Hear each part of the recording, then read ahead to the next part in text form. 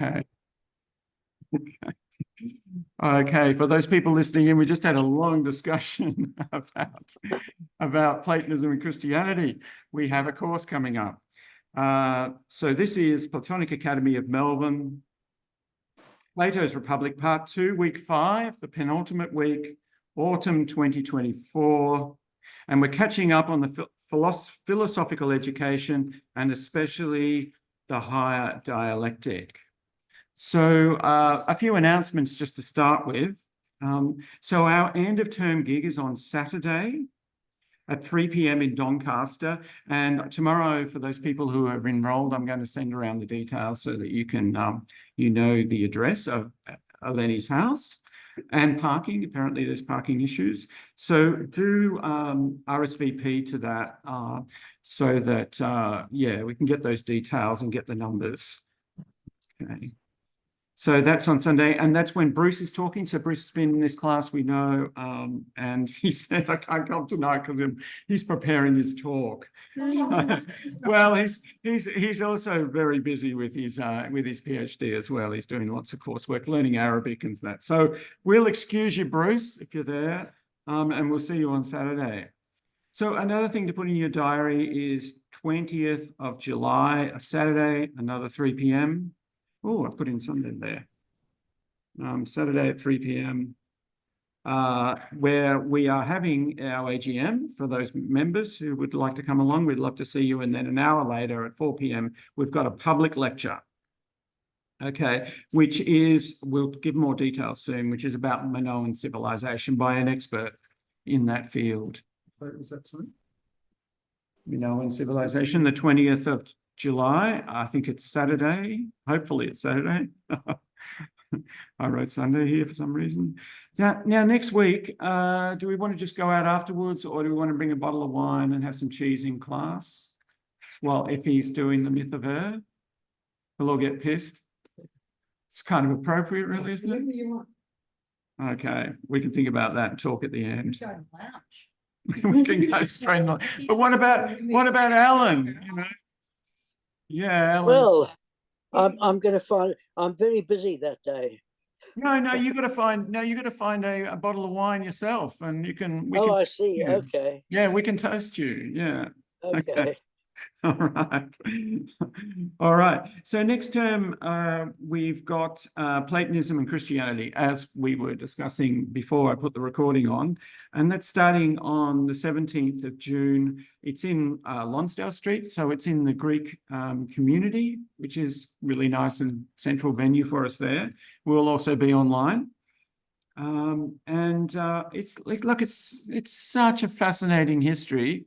It'd be good to read a little bit of Bible while you're doing it, but you can just relax and take it all in because, yeah, I sound like Donald Trump. Most people don't know this stuff, and yet it's all the scholarships there. It's uncontroversial.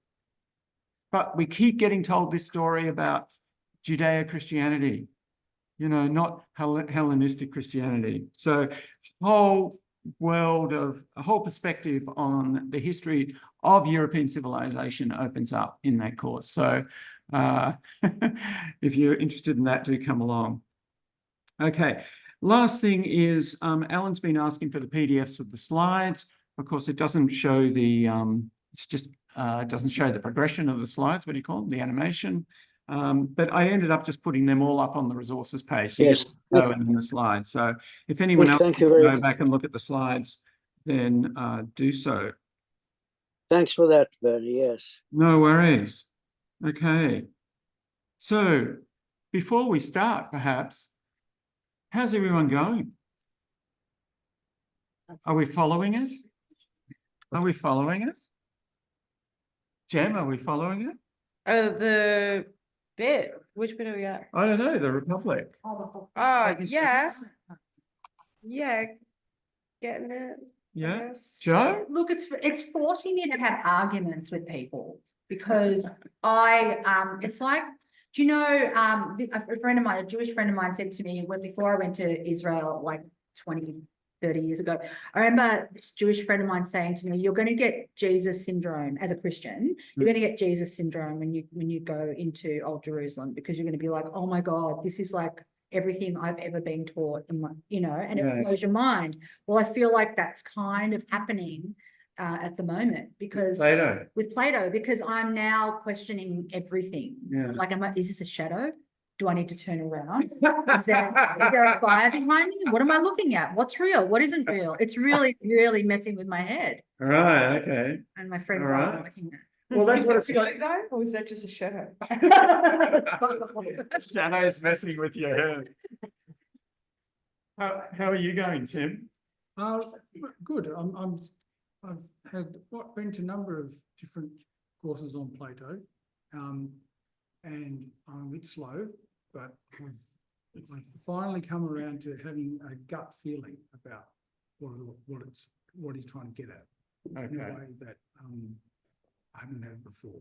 So I think it's good. Well, this section of this book, wow, I mean, this is it, really. Yeah. It really is quite amazing. Yeah. What about you, Owen? How you going? Yeah, I feel like it's a book I like. This is cemented for me, but it's something that I'll go back to over and over again because, like, every time I read a bit, something I get something out of it, or something clicks, and or something doesn't click, and then I think, why not? And you did part 1 and 2 when we first did it 2 years ago. And you told me at that time that you had already read it on your own and you were quite familiar with it. So, Well, yeah, I wouldn't say I'm familiar. well, you wouldn't say it in hindsight, would you? No, But no, but it's definitely, and like now I read bits. I can't think of a specific example, but I'm like, what was his reason for expressing it in that way? So it's a fascinating. you could text. just go deeper and deeper and deeper, can't you? I mean, if you're into it, if you think it's interesting and valuable. There's almost no sentence in the book that doesn't make you stop and think. Yeah. Every word, every sentence seems to be very careful.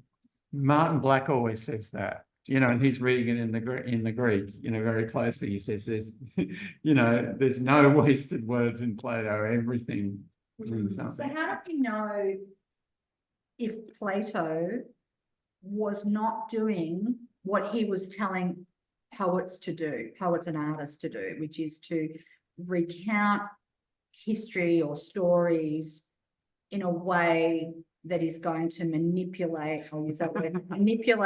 people? How do we know that that's not what this is? We don't know. We don't. We don't know. Effie, did you want to say something? Well, this is my second reading with you, and every time you present the work, because I've read The Republic with other schools, and it didn't become as complicated or depth. There wasn't as much depth as you presented. But now that I've done the second lot with you, it's actually starting to make sense to me a bit more, especially the stuff we did last week on the divided line and the cave. That was, and Jim's feed, it was really, really good. Yeah, so the last time I did The Republic, I did the whole thing, but I did it with a political reading group. So that's why my perspective's different. But it's so interesting approaching it from this kind of, idealist, religious perspective. And then compared to the political perspective of like, what is the political system? Because obviously it's the Republic. It's about building a state.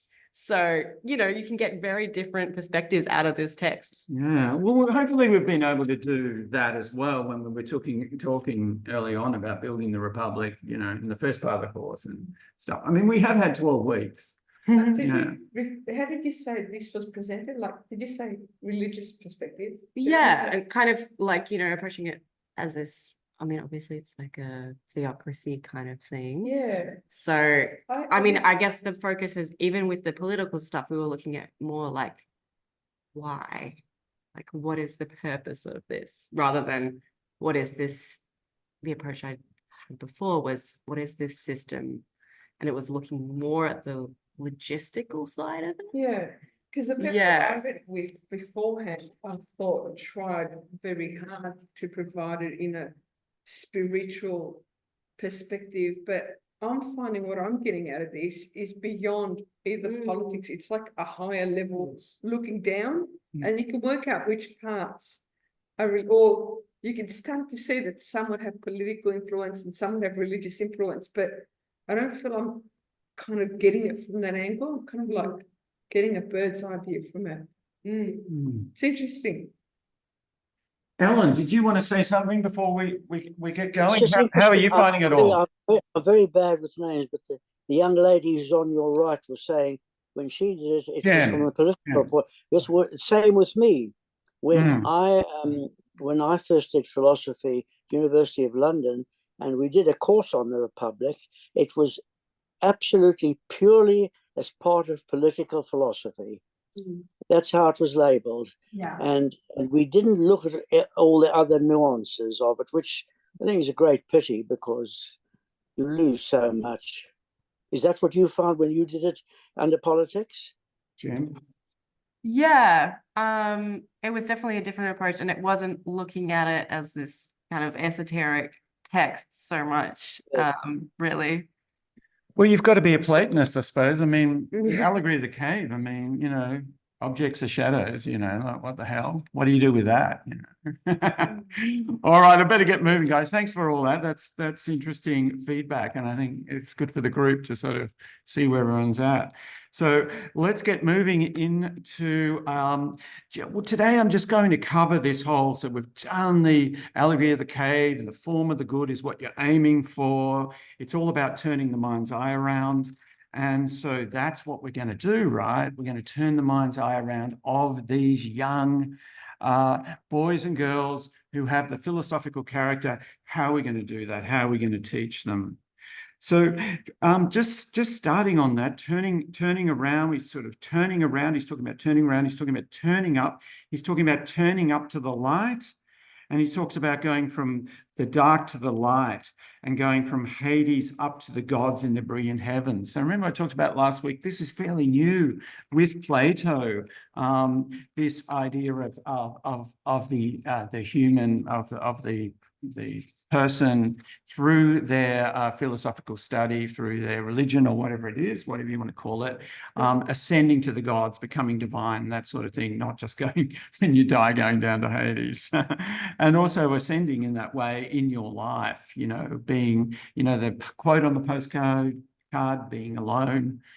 When you're alone, when the soul is alone by itself, it goes with what it's like, which is the universal, the unchanging, and so on, the world of the forms. So what is the education that we're going to introduce? And he goes through a little bit. He says, well, we're going to train them up, you know, the military people. We're going to do the physical education. We've talked about the cultural education. Remember, that's this passage here where, you know, he talks about, well, we've got to generate some new legends and they've got to know them, nobilize, you know. And then he talks about, you know, the arts and the craft. But he says, none of these will do the job of turning the mind's eye around. So what will do this job? What is it that we're going to have to teach them? What do we start with? Arithmetic. Arithmetic. Arithmetic. The art of telling the difference, he said, between 1, 2, and 3. What? And the alternation of the odd and even, which is the way he talked about the counting numbers. Socrates claims this art embraces all the other arts. And this is where he talks about logistics, first of all, the practical application of arithmetic, right? And, you know, that's what you can use for your military purposes and organizing society and all that sort of thing. It's all very practical.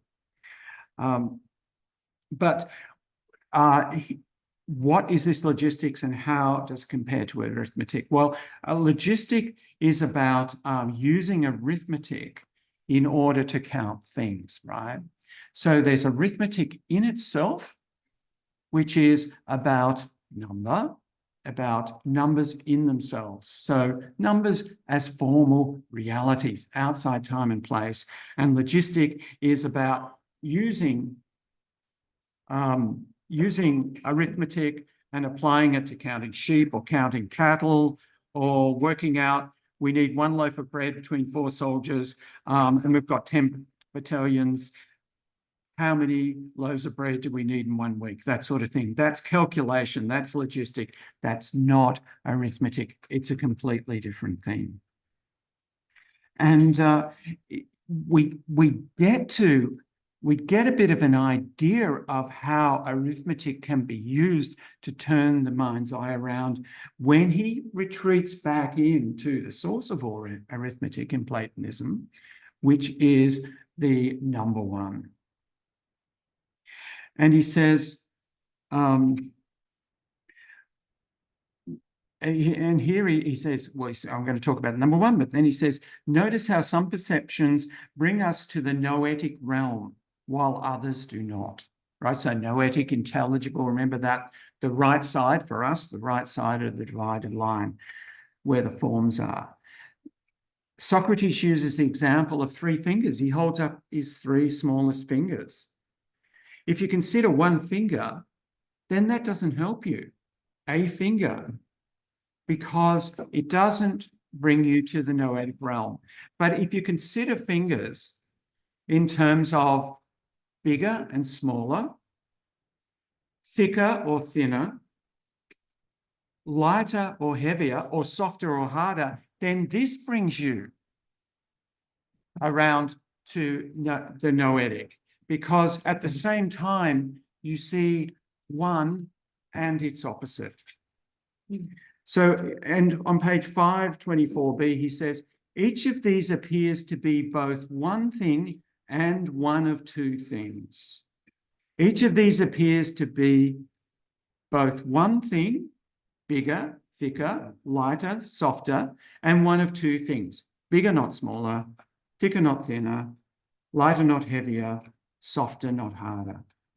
Socrates is talking about the same other form, which we've come to in so many other dialogues, and also the complementary formal opposites, right? So you've got the same other form, and then you've got the complementary formal opposite, which is where we talk about foreground and background, where they switch in those ambiguous drawings. So we remember Island and the Sea, we remember foreground, background, and the switching. We remember in the Phaedo doing taller, not shorter, and shorter, not taller. Socrates says that these opposites are noetic forms because they impinge on the senses together with their opposite. So this is on page 524d.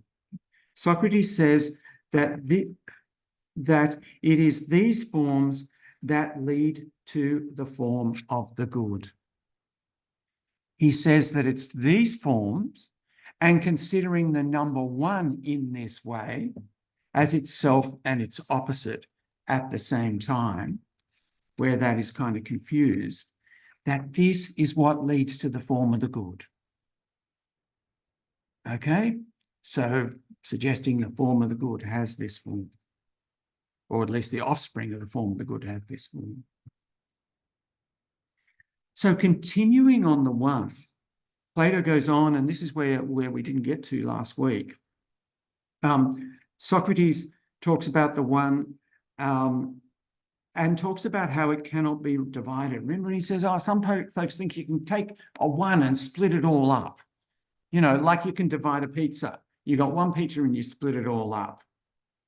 But they don't distinguish between the 1 and how it's participated. Okay, so remember we're talking about logistic, where you're using arithmetic to count things or whatever. So you might use arithmetic to count 1 pizza, and then you might talk about cutting up the pizza, but the 1 itself is not cut up. We need to pay attention to the form and then how it's participated. So look, I'll just bring up a slide here just to give us a bit of an image of that.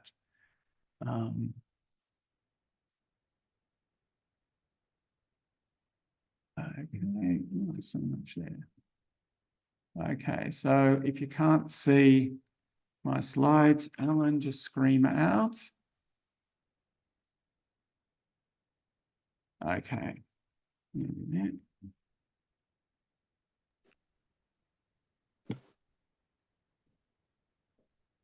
Okay. All right. So one in itself is never divided. The form of one is never divided. Only things that we call one are divided. When we quarter something and call one part 1/4, this means that the one is now applied to the part so that it is 1 part of 4. Thus, first we call the whole one, then we call the part 1. But 1 in its formal self stays the same. Okay, so we can think about that in ratios as well. Like 1/4 is the ratio of 1:4. Okay, so the quarter is in the ratio, the piece of pizza is in the ratio of 1:4 to the whole pizza. But in each case, the formal one is being used, right? As 1 pizza and 1/4. The formal one itself isn't being split, but the things that are called one are being split. So that's what he was saying there, if that confused people. Saying, with a lot of these things, it's saying, try to see how, the circle on the page in pencil on paper expresses the form of the circle. Try to see how in this arithmetic, or when we use 1, we say 1 pen, 1 cup, or 2 books, 2 this or whatever, or 3 or whatever. It's only really expressing it, but the 3 itself, the 1 itself, the form of the circle, justice, beauty, whatever forms you want to, they are separate. And this is what we need to turn to. We use the expression, the particular, to turn to that form of, in this case, unity, that really special form, which of course the form of the good is 1, and it's the source of all. So it is the ultimate form of oneness. Okay, so let me just recap, and then we can have a break before we get on to the dimensions. Yep. I'm missing. So this is how we educate the youth, yeah? Yeah. And then it talks the importance of arithmetic, and then it talks about 1 in itself cannot be split. How does that affect education? Is he saying that when you teach, like, I don't. He's saying you've got to teach, he's saying what they've got to learn is the form of the good, right? They need to be orientated to the form of the good. Okay, or these other terms he uses here, like the what's the term again? The hypothetical first principle. He's trying to turn the mind's eye around to this higher reality. So when you come to 1, via same other forms like you consider thicker, not thinner, heavier, not lighter, and so on. You see that elementary form, which is a sameness in difference, right? It's like the island is only an island because it's not the sea, that sort of thing. So he's saying, teach this to the students, and then they will see that this is the form of all reality, that this is the essential form of all reality, of all oneness, and everything is one. Every concept is one. It's the form, it has that, all things have that form, all concepts have that form. Everything that is distinct, everything you can experience, everything you can name has that form. So this is why he's saying, pay attention. If you're learning about the arithmetic, learn about the 1 in this way. Just Yeah. one further. Yeah. So is it the number 1, or is it the idea of a number? Because what's not special about the number 13? You can say 13 is a special number. In some ways, it's just as special. It's a prime number, for example. But it's a number. It's 13, not any other number. So is it the idea of a number, or is it the idea of? Well, you don't have, for example, just if you go to language, you don't have, you have definite article and an indefinite article, right? You have A and the, okay? So that's 1, right? You don't have 13. 13 is quite complex, right? Isn't it? So one, you know, when you say a cup or the cup, or I mean, oneness, everything is one, you know, I mean that not everything is not 13. Some languages have a dual form. Oh, absolutely they do. Absolutely they do. And some languages, yeah. Well, there's a distinction between one woman, two women, several or many women. And there'll be different like prefixes and suffixes for each form. So Just saying like in the sense that we have a woman, a pair, yeah. woman, Yeah. a group of women. Yeah. There are three sort of ways of having not just a woman, many women, which is binary. Not saying there's three groups. Well, In some languages. yeah. So that there are some other cases in languages which are just extraordinary, but that one and another and many, which is fairly universal. There's a lot of primitive languages when they do the history of mathematics and so on. Primitive languages just have that, right? And in Plato, that is really fundamental. the monad, the dyad, and many, you know. So the language again is reflecting this. So, you know. And in terms of how the numbers 1, 2, 3, 4, 5 emanate out of the one, well, you have to get more into the mathematics, and we can't really do that today. But it's an othering, and another, right? Which is basically what's going on in Platonism. So you've got the one, which is not its other, and then the one becomes its other, and you get this alternation, this odd and even alternation. I guess we can't really go into that. Okay. So should I move on to the hierarchy? There's not a lot to say about the hierarchy of the mathematical sciences, and then maybe we can have a break and then do dialectic, because dialectic is pretty important. So are we happy with that? We happy with that, Alan? Okay, no love. Okay, all right. Let me get the slides up again.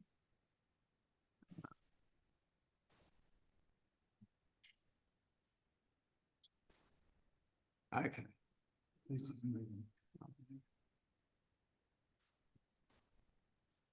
Okay, so, right.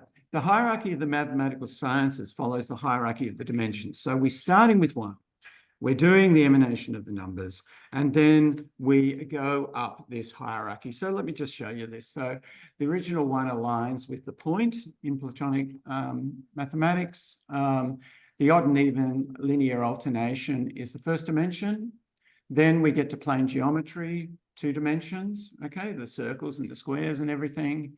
And then we get solid geometry in 3 dimensions. And if you've done your mathematics, like even just the circumference of the circle, the area of the circle, or the volume of a sphere or whatever, they've got the radius squared and the radius cubed, depending on what dimensions in. So it's equations if you're doing the equations will be in these different degrees: first degree, second degree, third degree, and a 4th degree, which is astronomy. So you've got the 3 degrees and then you got time. Okay, so you know how people say that, oh, time's the 4th dimension. Well, there it is there with Plato. Okay, so a few interesting things to talk about here. Notice that the emphasis on studying each science with a particular orientation, and this orientation is to the formal realm. He brings this up every time. Remember, the aim of the education is to turn the mind's eye around. So we have the one that appears with its opposite, not just like one finger and you think, what the hell? The one where you think about it with its not one. So softer, harder. Think about it in that term, in that way, one, none. So then he also talks about numbers in themselves, and not as though physical things, right? And not as though logistics, just counting things or whatever. Numbers in themselves. The one can't be divided. And then geometry considers as an expression of its eternal and sacred nature, directing upwards, not downwards. And again, this is on page 527E to 528B, where he says, yes, you do your drawings, but it's using them in this particular way. I mean, at some point he says, oh yeah, you know, mathematicians, you know, they're great mathematicians, but then they're not necessarily using the maths to turn their mind's eye around. So another interesting thing is, notice how he's going up in the discussion, and then they kind of jump to astronomy.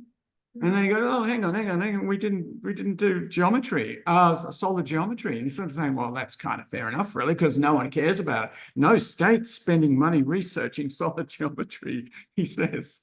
I'm just thinking of, you know, government funding for scientific research and all that, you know, wow. No one's studying solid, but he said there's some interesting work going on. And people see this as Plato hinting at the work that was being done in the academy at the time that we now know of through later accounts on solid geometry. And we do know that the Platonic solids precede Plato, as Pythagoras' theorem precedes Pythagoras, and so on. But they were very interested in the Platonic solids, and you know, actually, it's very interesting when you go and look at Timaeus, if we do Timaeus again, how Plato was looking at plane and solid geometry as being at the foundations of our physical reality. Like Neolithic versions of those. Yes, isn't that amazing? Like 10,000 BC. Just amazing. So obviously they were thought of as in some ways sacred or very important to learning at any rate. Yeah, they were found in northern England or somewhere, I think. Yeah, like thousands of years old. Yeah, just who knows, because so little survives from those times except stone. I mean, in a way, that's why we call it the Stone Age, because that's all that survives, right? But how much was done in wood and done in this and done in that we don't know about. So yeah, they were around back then, but they were interesting for Plato. And isn't it interesting for us? I made this slide during COVID, you know, because we're into viruses, but the viruses just look amazingly geometric. It's incredible. Yeah. Okay. So then he gets to astronomy, and remember he says here, Glaucon sort of says, oh yeah, looking up, and he's talking about, you know, lying back on the ocean and looking up at the sky, and he says, I don't mean like looking up, you know, in the sky, I mean the soul looking up. And this kind of fits then with, you know, the divided line thing and the cave as well, where, you know, you do the visible looking up, right, at the sky, but then the soul's doing the noetic looking up, you know, which is not physical looking up. And this is what he's saying, go and study fourth degree geometry, fourth degree equations, whatever else, go and study that in itself, and then apply it to the astronomy. And, you know, people often say about Plato and Platonism and oppose it to Aristotelianism, where Aristotle was interested in nature, right? Aristotle was interested in empirical science, and we'll get to empirical science at the end of the class today, Plato's method of empirical science. It's the dialectic. And Plato wasn't interested in that, right? What he was interested in is in mathematics. What the academy was interested in was in mathematics. Eudoxus got mathematical astronomy going, which basically has a continuous history right through to Newton, right through to Einstein. They said, we've got to sort out the mathematics and see how it's expressed in the world. So if you think that science is something other than mathematical science, then you could probably say, oh yeah, Aristotle or someone else.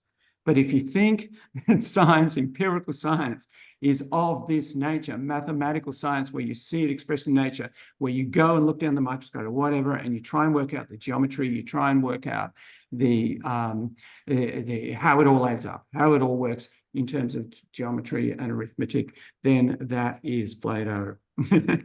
So that's what he's saying. And while we're on this, he sort of says also moving objects, right? Music. So he classes music in the same kind of area as moving solids. because these are moving solids. These are moving strings. It's kind of a branch of astronomy. It's strings moving in time. Acoustics was recognized as a physical science. The Pythagoreans before Plato seem to have worked out the ratios important in harmony. Okay, so harmony was worked out a long time before the Pythagoreans. Absolutely. The octave was worked out. The octave you can work out with your ear, no problem, and you'll see it all the time. So the octave is the relationship of 1:2. So the first, this is the harmonic series here, and that relationship there is 1:2. That is the octave. That is, here is 2:3. That's the ratio of what's called the fifth if you do music. And this ratio here is the ratio of the fourth. Oh, whoops. So they worked that out. How did they do that? Like in a nutshell, how did they work it out? Well, there's stories, but you get a piece of string and you cut the string in half and you notice it goes up an octave simply by that. And then they investigated it, and the myth of Pythagoras is that he was walking past a smithy's shop, and they're called anvils, is that the word? Yeah, of different sizes. And people were working on the different ones, and he was noticing that they were playing different notes because of the different sizes. And so that's the myth, you know. So, okay, so the association between ratio in music, right, and ratio in physics was made, and we get this through the harmony of the spheres. I don't know whether anyone's heard about that expression, the idea that the spheres, as they revolve around in the heavens, they make a music, if you like, metaphorically or actually, who knows? And we get this in Effie Talks next week in the spindle of necessity. So, I mean, I'm not going to go on about it now, but if you go into modern particle physics, it's all about resonance. It's all about finding the way things shake. And the way you find the way things shake, right, is by if they shake your instrument. So it's like when you pluck a string of a certain length and you've got another piece of string or a what do you call it, tuning fork or whatever nearby, it will shake as well. It will resonate.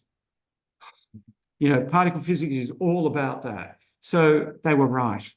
They were right about the connection between music or harmony, this stuff, and physics. At so many different levels. So many different levels. I mean, I talked about it in the Time War lecture I did last year. Okay, so I'm thirsty. I'm ready for a cup of tea. So again, notice that Socrates is always emphasizing the relationship of these formal sciences to their empirical application. Arithmetic, logistics, fourth degree mathematics to actual physical astronomy. Sometimes it is claimed that Plato and Platonists reject empirical sciences, and this is absolutely wrong. They invented the mathematized empirical sciences that we have today. Yes, empirical science is a lesser science, but it's because it is secondary in this way. You have to work out the maths first. And it's as per the cave. Go back into the formal realm, then come back to the sensual, physical, political realm and do your stuff. Go to the formal realm, work out the mathematics, and then see how it's expressed in the astronomy. But of course, yeah, just the last sentence. But of course, here, in educating the novices, right, in educating them to turn their mind's eye around and to see the form of the good, there is this emphasis on the form, on the formal nature of the science, on numbers in themselves, on one in itself, to orientate the mind's eye to see the eternal reality of forms which they express, so that these guardians can be clear about that, and so they can use that knowledge, that wisdom, to govern society. Okay. Oh, we might do dialectic today, hopefully. All right. Let's have questions, comments, and reflections, and tea. There's a concept I've heard of, trivium and the quadrivium. Yes. Yes. Yes. So I'm assuming the quadrivium is arithmetic, plane geometry, solid geometry, and astronomy. No, No. it's arithmetic, which they thought of as, in scholastic terms in the Middle Ages, they thought of as number in itself. Geometry, which they thought of as number in space, and that would probably include both plane geometry and solid geometry.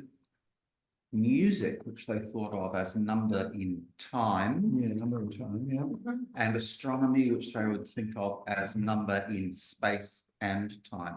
Oh, really? So that's quadrivium. So what's trivium? Oh, Logic, rhetoric, logic, dialectic, in fact. Grammar, logic, and grammar, rhetoric, dialectic, or logic, if you prefer. Thank you. So once you're educating the youth and you're teaching them these mathematical sciences and they're off to learn the astronomy, before mentioned, don't they then become stargazers and not want to steer the ship? yes. So aren't they that perfect philosopher king, but don't want to take up the realms? Yes, Is of that course they right? do. They're reluctant. Yeah. Yeah. That's why you have to force them back in. Send them back. Send them Bring back. it back, like They don't want to go back. When I was reading this last night, and I came across like Plato sort of giving who is it he's talking to? Is it Glaucon or Adamantus? Doesn't matter. Doesn't matter. Giving him a bit of a slap down, sort of, when he says, "Oh yeah, great, we can look up to this task." Yeah.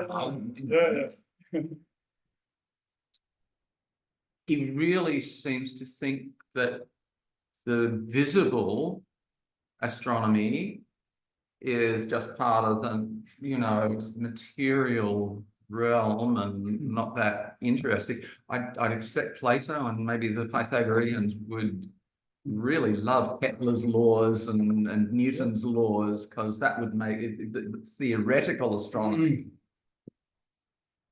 But I also thought, you've got somebody like Plotinus who really wants to look at beyond the moon, up beyond the moon, and thinks of it as a different realm in some respect, that you can actually like see the realm of forms in a way that Plato certainly doesn't seem to be. Plotinus seems to be departing from Plato there a little bit. Yeah, that's my feeling too, Norman. Yeah, that's my feeling too. And that's why I often feel a bit uncomfortable with Neoplatonism and some of the Platonism of the Hellenistic period, where, for example, the myths are taken to be literally true. And yeah. So, so you can see the interpretation. I can see the Neoplatonic interpretation. I guess the reason why I'm interested in going back to Plato in the early academy is because I think they got it right. Yeah.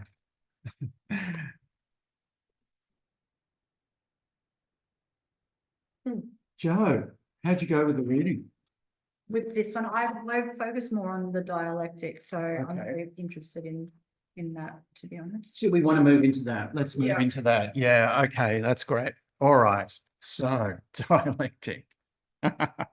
So Plato goes from the arithmetic, the plane geometry. Oh, I've got to talk about solid geometry. It's really important. And then the astronomy, and then the music. And that is moving in time. Solid's moving in time. And Glaucon goes, "Oh wow, geez, that's a lot of study, Socrates." And Socrates responds, "What? That's merely a prelude to the theme. Mathematics is not enough. A mathematician can be a very good mathematician and still not be fully turned around to the noetic realm. Mathematics is what is practiced in the penultimate division of the divided line, not the ultimate division, the one, remember, where you do the geometry, not the final one.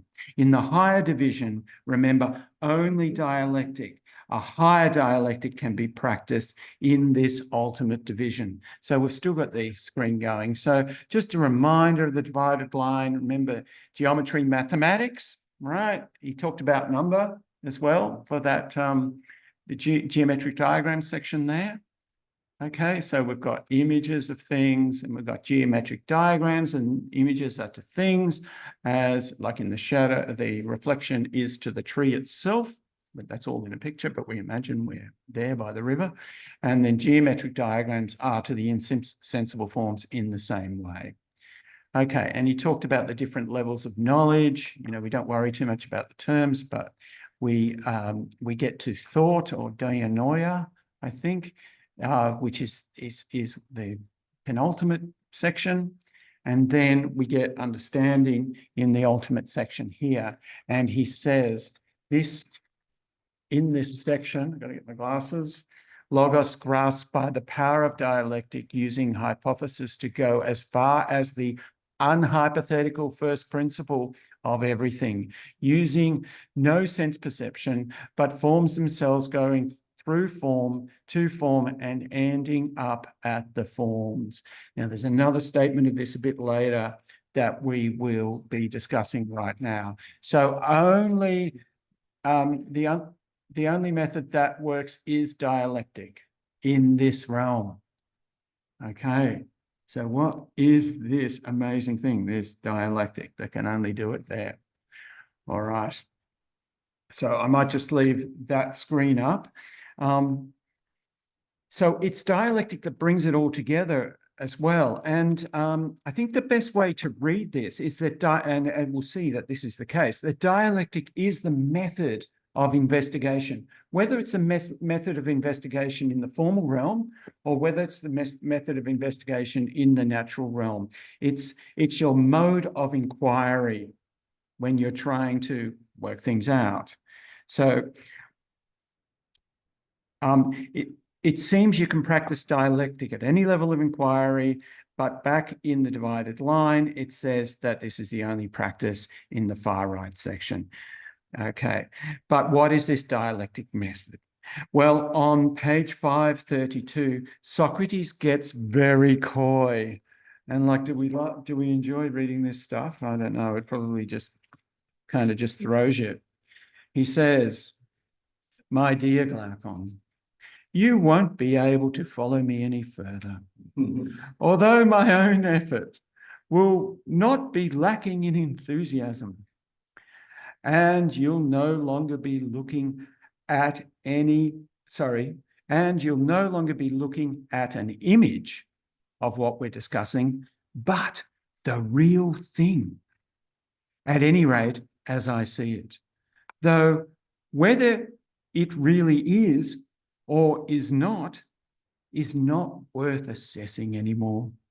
But we must maintain rigorously that there is something like this to see with the mind's eye.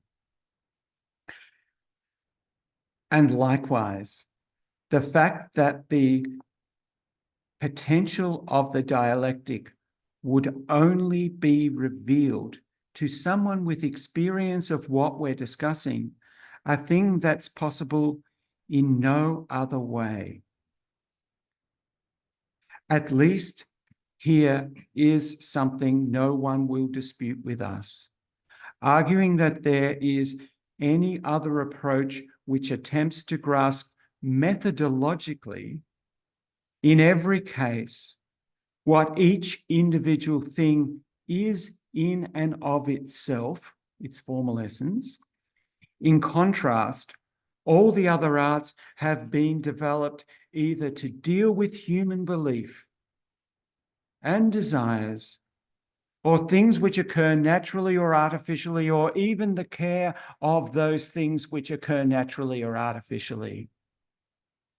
But the rest, which we said have some bearing on reality, on being, geometry, and what follows on from it, we see that while they dream about reality, why geometers dream about reality. It is yet impossible for them to see the waking vision while they use assumptions which leave these topics undisturbed, for which they cannot offer an explanation. You see, where the starting point is what is not known, and the end and what comes between is woven together out of what is not known. What means are there that such a set of premises can ever become knowledge? Does that mean then that only the dialectic method, by destroying those hypotheses, proceeds in this way to the actual first principle in order to be securely based, and when the eye of the soul is buried in some kind of barbaric filth, this dialectic quietly draws and leads it upwards.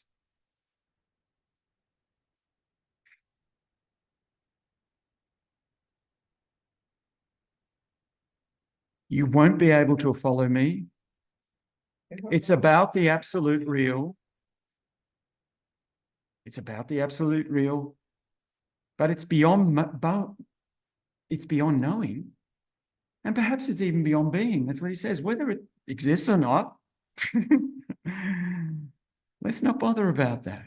Only those who have experienced the ultimate reality can practice this dialectic. It's like you have to already know it, whatever knowing is, in order to practice it, or, so, you've got to be already an initiate.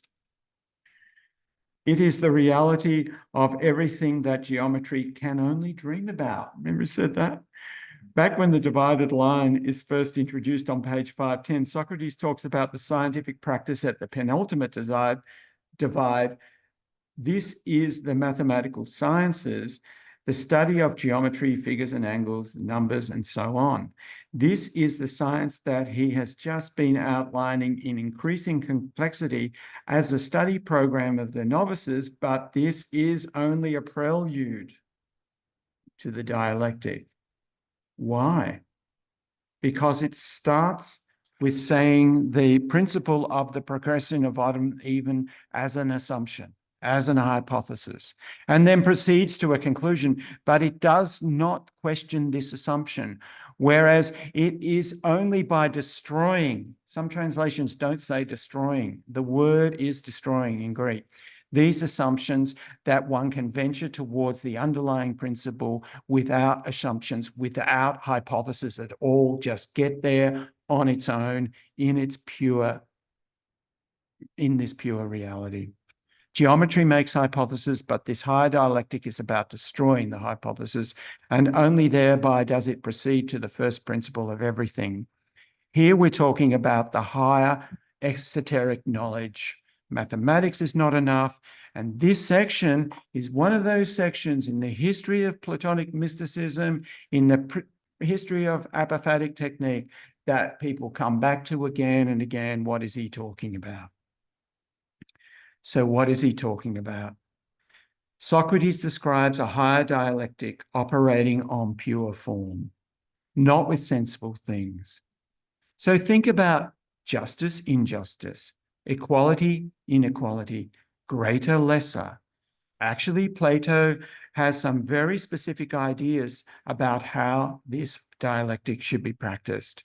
But to know about them, we need to read some other dialogues, especially later dialogues, the Phaedrus, the Sophist, the Statesman, and the Philebus. So I'm just going to give you a little picture now for about 10 minutes of what this dialectic is, because it's covered elsewhere with a lot more detail and with examples. Okay, so the method of the philosopher is dialectic, and the practice of dialectic is the essential practice of dialectic. The practice of the philosopher is collection and division. So the word collection, by the way, has the same root as synagogue. right? Coming together and dividing. Okay. Two things you have to do. Bring likes together and make the cuts in the right place. That's the essence of what's going on here. And the cut is in two. The cut is always in two. You can make lots of cuts in two, but each cut is a cut in two, of course. A method of investigation, investigating the experience world to find sameness across individuals and then to find important differences. Like a sameness across individuals is like this cup's yellow and so is that book, whatever else, you know, like look at all the yellows. You distinguish yellow as a sameness across individuals, collect it together, collect samenesses together, circularity is a sameness, and then make the distinction of a circle from a square or whatever else. In the Phaedrus and the Sophist, the method of collection distinction is described as the method of dialectic, which is the method practiced by the philosopher. So what is this method? He uses an analogy of a carver. A good carver makes the cuts in the right place, finds the joints and cuts there. And we can think here of modern biology, modern taxonomy with species and genus and so on. Also think how this fits with the obsession of Plato in finding definition. What is piety? What is justice? Virtue, pleasure, beauty? What is the good? And think how this fits with form theory. If you want to find the formal nature of reality, then you need to find how it is divided and or how it could be better divided. The formal construction of difference, distinction of experience, concepts, things. Think of that's what happens a lot in science. And this can also be a practice in the sociological division. At the beginning of the Sophists, the party set about defining the sophist, the philosopher, the statesman, politician, to find what is distinct about them and what is the difference between them. Okay, so the sophist does a sophist, the statesman does a statesman, and the philosopher, we don't know. The speculation about what that was, is that missing or whatever. Some of us have read this. This investigation is led not by Socrates, but by a follower of Parmenides and Zeno. So we're used to reading Socrates as driving it all. This is now a follower of Parmenides and Zeno, an Eleatic philosopher. And this is important because he pulls from Parmenides in these dialogues to come to his higher notion of what form, what dialectic is. That's discovering the form in reality. In later dialogues, it's often not Socrates leading, but it is Parmenides, but in the Parmenides or follower of Parmenides. Now, in the Sophist, he gives an example of defining the angler. When we say the angler, we're talking about the person who fishes with a rod, right? Catches fish with a rod. And so he says, okay, what you need to do is you need to find a big category, an art. It's an art, right? And then you have to make a division and a division and a division and a division. And the divisions have to be right. They have to make sense according to the nature of the practice or whatever. And go down and down and down until you get to the category that only contains what you're looking for, the angler. So he says it's an art of acquiring, not production. So he's making an opposition within. So you start with art, you know, it's like an island there, right? Island and sea. And then within that, you've got another distinction, which has two sides to it. And then, so it's an art of acquiring by capture. And he goes down like this, acquiring, capture, hunting, living things, blah, blah, blah. It doesn't really matter. It's a bit of a joke, really, until he gets to the angler, right? And you don't have to make it in a total linear way. When he goes on to define the sophist, he goes down all these different parts and makes these distinctions in different ways. And, you know, we can imagine this as being like, how do we divide up animal life according to evolution, according to the way they are separated naturally, the way that makes sense. Here he's dividing the arts to find the sophist. Okay, and not sure where it could be. All right.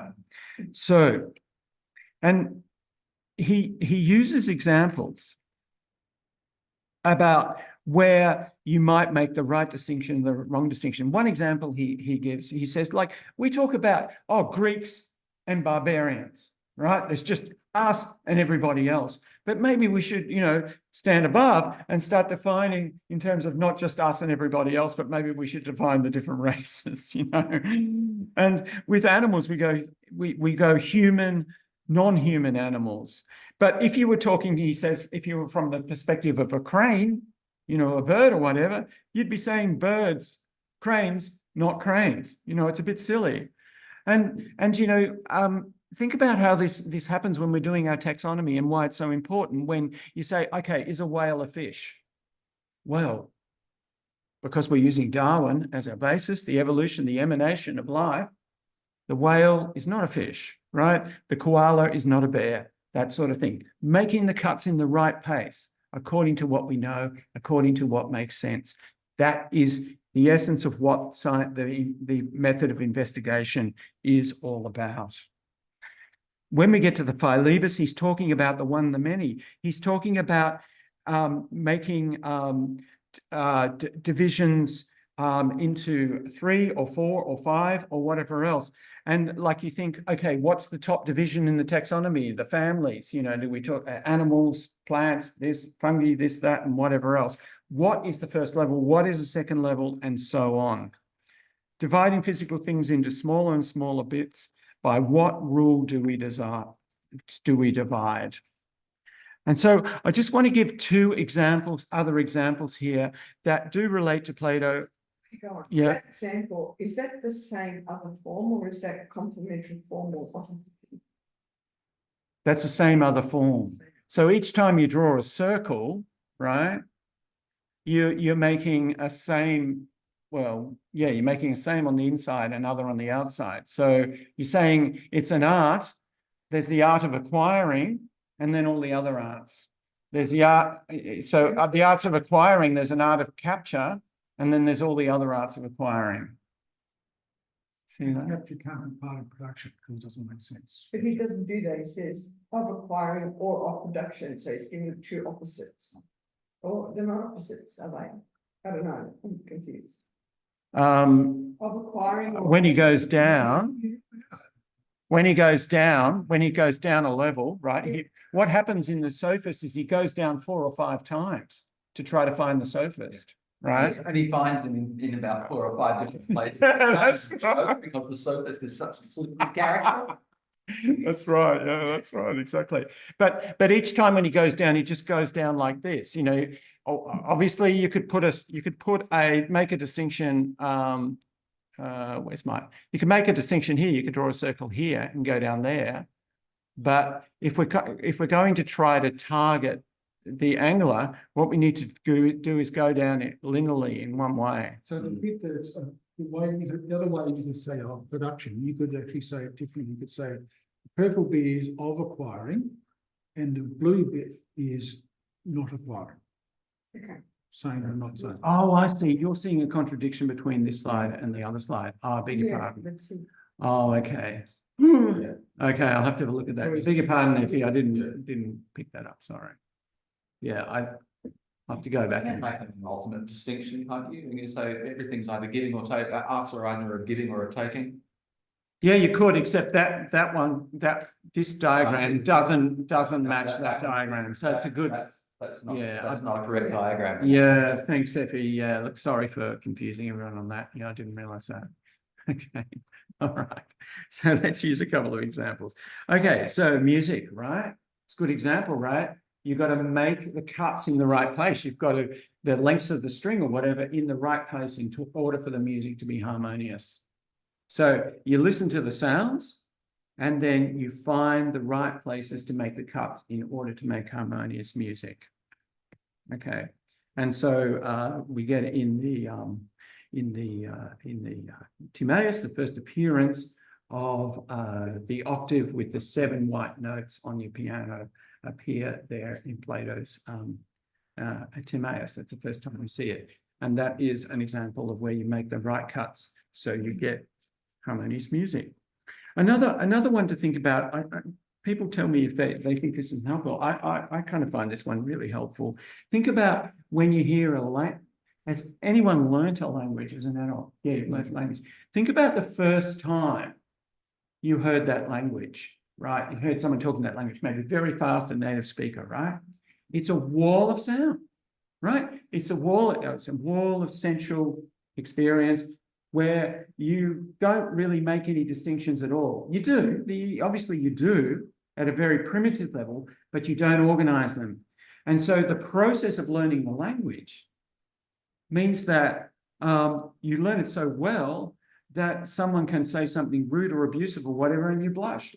You know, it actually becomes real. It actually comes out. And when you think about it, your experience, you hear those people talking fast in the language after you've learnt the language, and it's a very different experience because you've made the distinctions in the right places between the different sounds that you hear.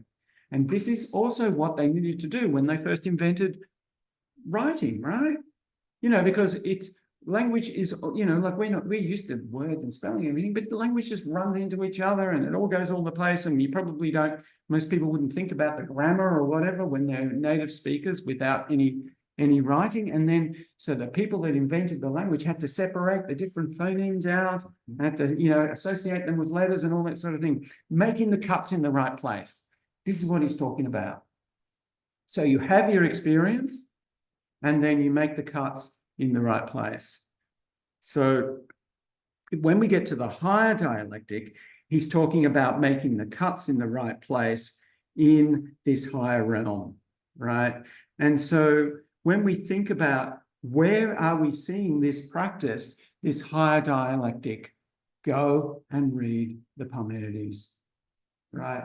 So if anyone's had an attempt to read the Parmenides, there's hardly any reference to anything at all. Norman, what's your reaction to reading the Parmenides?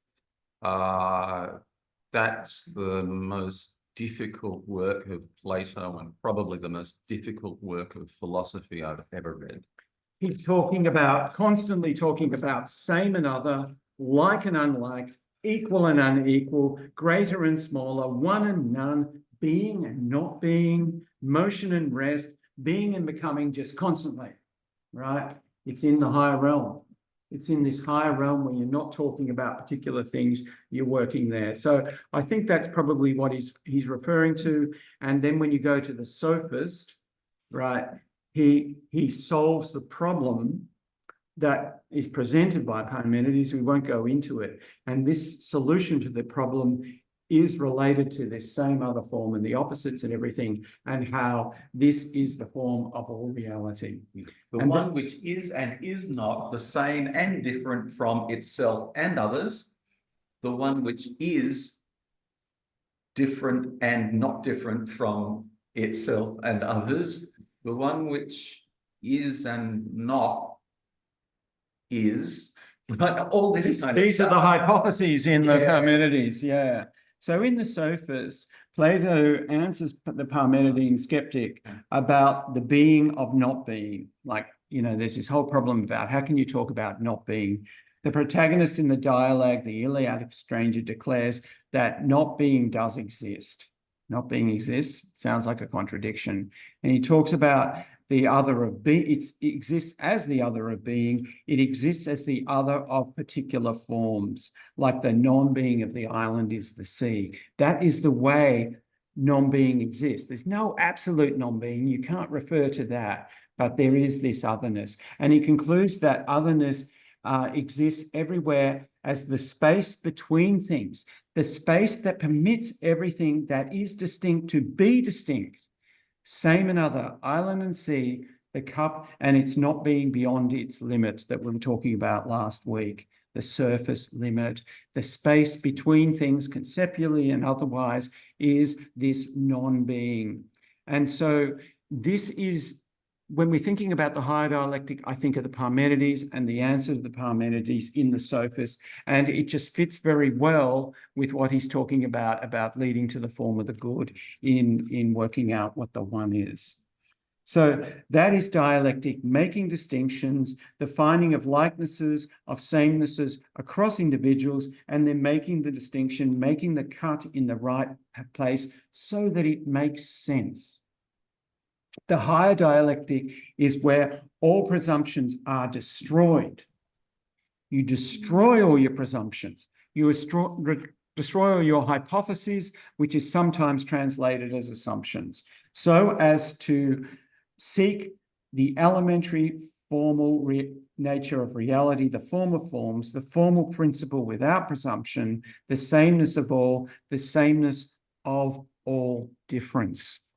So I hope that gives everyone an idea about what the dialectic is. And let me just finish with kind of a bit of a little bit of a picture of how Plato's seeing science here. Okay, so just a couple of minutes here and then I'll wind it up. So remember, we're talking about language giving an account, and therefore truth is truth by correspondence. So here we've got the account of the weather map, right? It's talking about a cold front, you know, moving across the southern states. It's talking about a pair of troughs and so on. So the description is true to its subject, then the name, if it is, then the name cold front and troughs and so on links the description to the chart of distinctions. The description expresses what is geometric in the linguistic logical account. Okay, so this is the relationship, whether it's talking about a chart, whether it's talking about sensible reality or not. You can say whether it's true or false. Okay, so that's how logos, giving an account, relates to what it's talking about by this kind of correspondence. The verbs also have a correspondence too. The whole thing really does, but we can see it through the nouns. Okay, so have a look at that. You look at that through the microscope, right?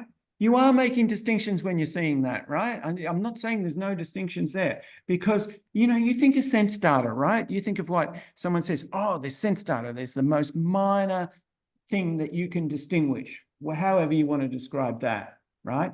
It's distinct. It's distinct already. So you have made distinctions. But what we really talk about with knowledge is organizing that fairly chaotic level of distinction into knowledge. So you look through the microscope, and someone who's an experienced microbiologist things will be coming out there that we don't see. Okay, so this is knowledge, right? This is how you teach. Obviously, you say, find this in that. And after a while, you start to see it. Okay, you're making the distinctions, making sense of your experience. Okay, so naming and notating. Here we've got my friend John put this on the internet last time we did this. I thought, oh, isn't this wonderful? Byzantine hymn notation compared to Tibetan music notation. And as I understand it, it's the same music. Wow. I love the Tibetan one. It looks like mountain ranges. Yes. So you can use, you know, whatever notation works for you. So it's notating the form, right?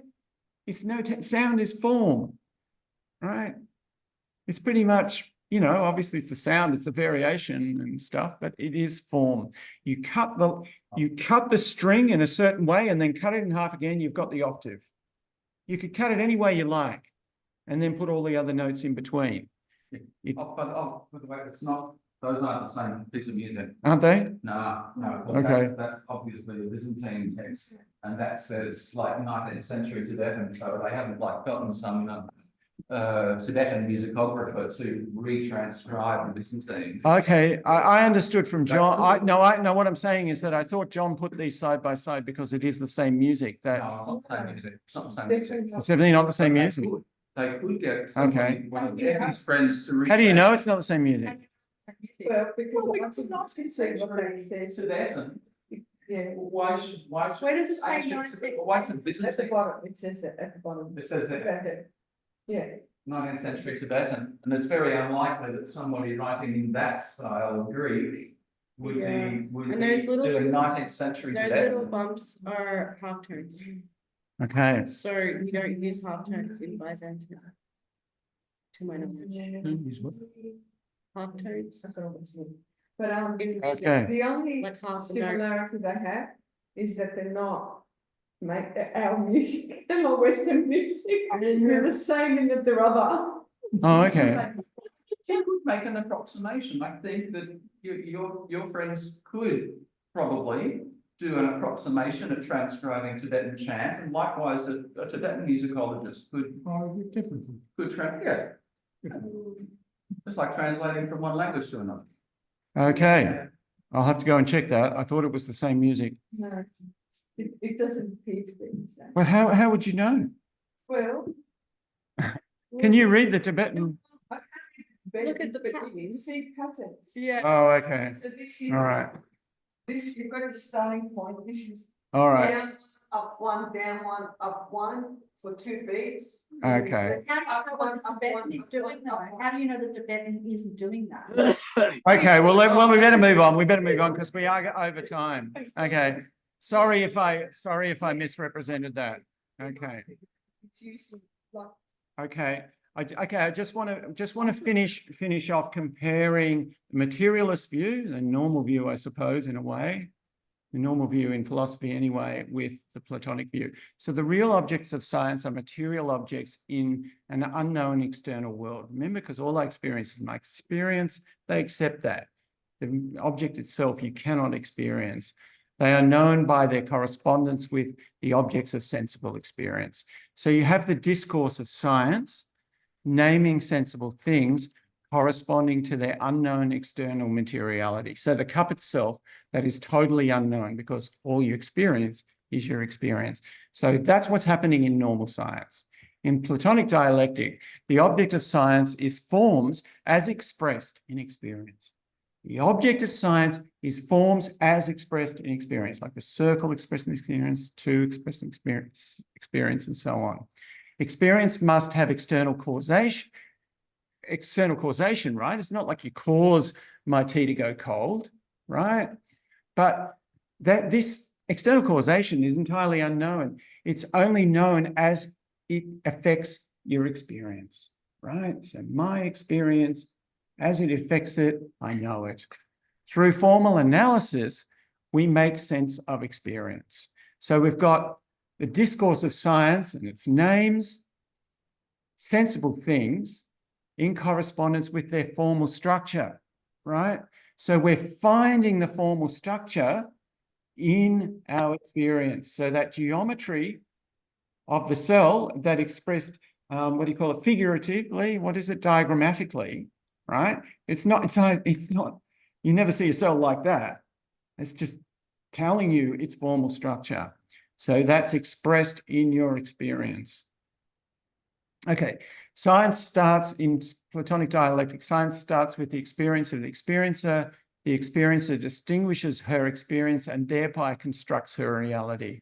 By analyzing experience using thought logos, the distinctions can be made more orderly, more true to the nature of experience. Okay, and so that's where you use dialectic.